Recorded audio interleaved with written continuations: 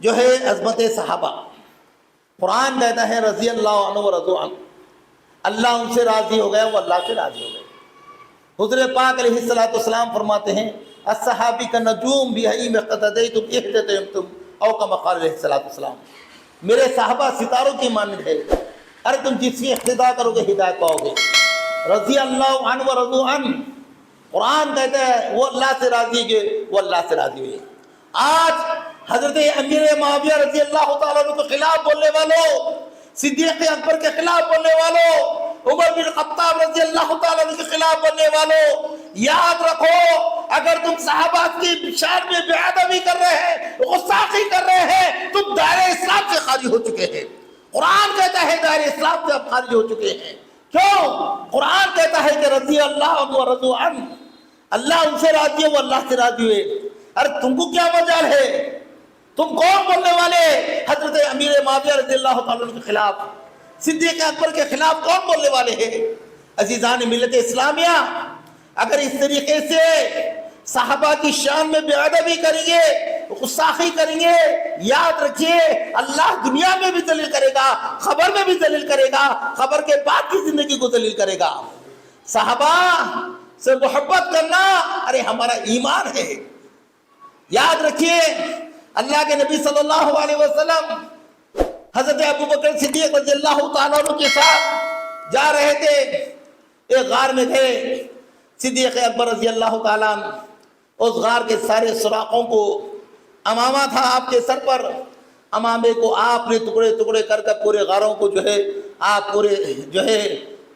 پورے سوراخوں کو بند کیے۔ ایک سوراخ کے پاس کپڑا نہیں تھا، آپ اپنا پیر رکھ ڈالے۔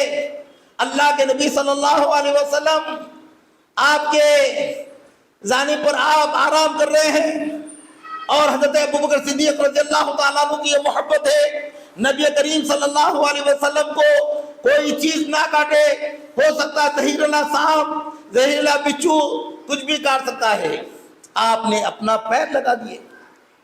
سانپ آیا آپ کو ڈھسنے لگا، آپ پیر نہیں ہٹا رہے، سانپ آیا آپ کو ڈھس رہا، پیر نہیں ہٹا رہے، یہاں تک کہ پورا جسم میں حضرت ابوبکر صدیق رضی اللہ تعالیٰ عنہ کے جسم میں زہر چڑھ گیا، آنکھوں سے آنسو جاری ہو گئے، آنکھوں سے آنسو نبی کریم صلی اللہ علیہ وسلم کے چہرے مبارک پر پڑتے ہیں۔ آپ بیدار ہوتے ہیں، پوچھتے ہیں ابوبکر کیا ہو چکا ہے؟ یا رسول اللہ صلی اللہ علیہ وسلم میں نے سوراخ پر پیر رکھا، اس سانپ نے مجھے ڈھس رہا ہے۔ اللہ کے نبی صلی اللہ علیہ وسلم نے لعاب لگا دیے، وہ شفا ہو گیا۔ سانپ کہتا ہے یا رسول اللہ صلی اللہ علیہ وسلم میں 500 سال سے آپ کا دیدار کرنا چاہتا تھا، صدیق اکبر نے روک رہے تھے، صدیق اکبر نے روک رہے تھے، اور سانپ نے رسول پاک علیہ السلام کی بارگاہ میں معافی چاہا۔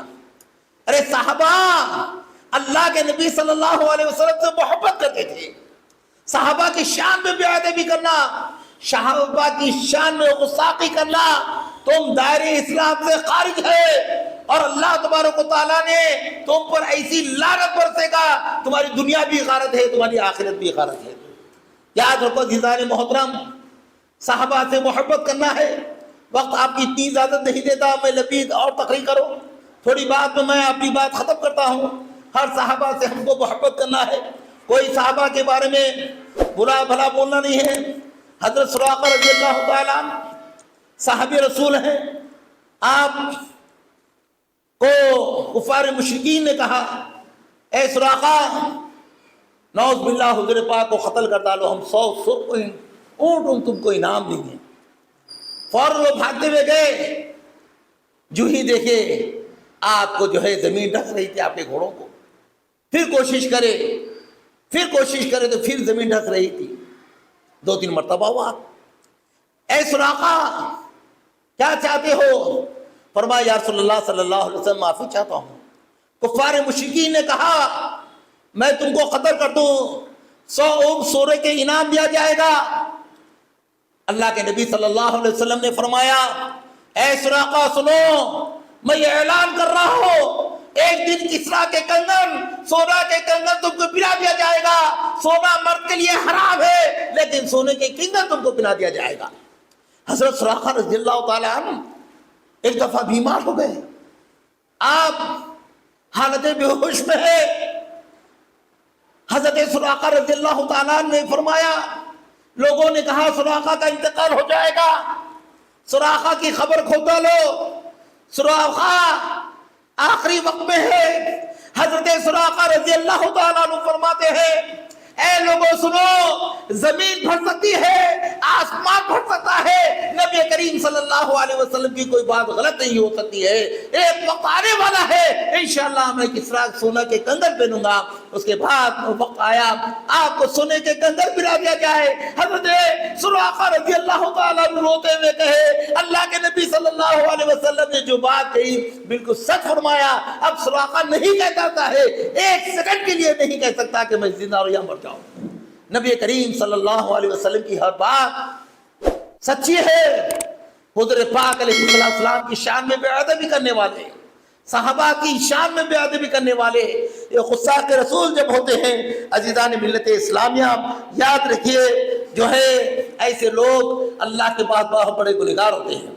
عزیزان محترم، جیسا کہ 9 محرم 10 محرم کے روزہ ہے، یہودی رکھتے تھے. اللہ کے نبی صلی اللہ علیہ وسلم نے فرمایا کہ ان سے مشابہت نہ ہو، 2 روزے رکھو.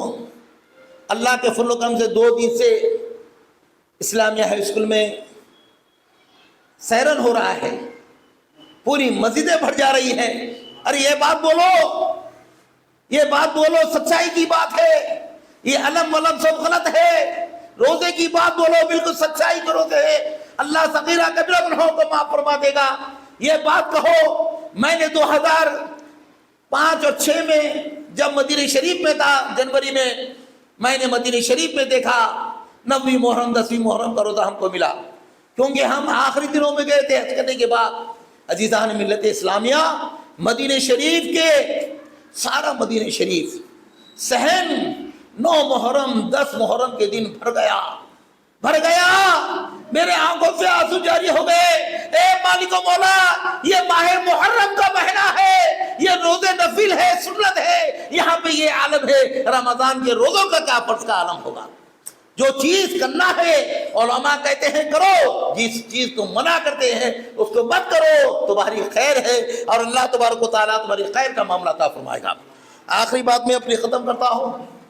آج لکڑی کے پل پر ایک ہاسپٹل ہے، ویٹرنس ہاسپٹل، وہاں پہ ہم کو افطار کے لیے بلائے تھے اور میری بھی وہاں پہ الحمدللہ دعا ہوئی ہے.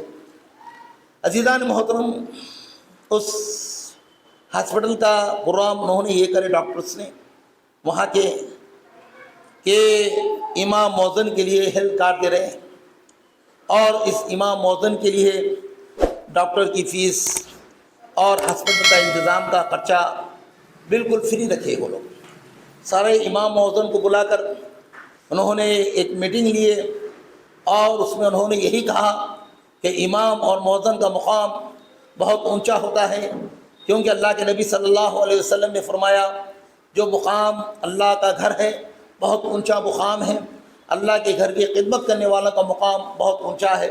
تو بہرحال میں ویڈیو کے ذریعے سے تمام ائمہ مؤذنین سے گزارش کرتا ہوں کہ وہاں پہ جائیں، اپنا آدھار کارڈ مسجد کا لیٹر ہیڈ لے کر جائیں، اور وہاں پہ جو ہے آئیڈینٹی کارڈ کیا جا رہا ہے.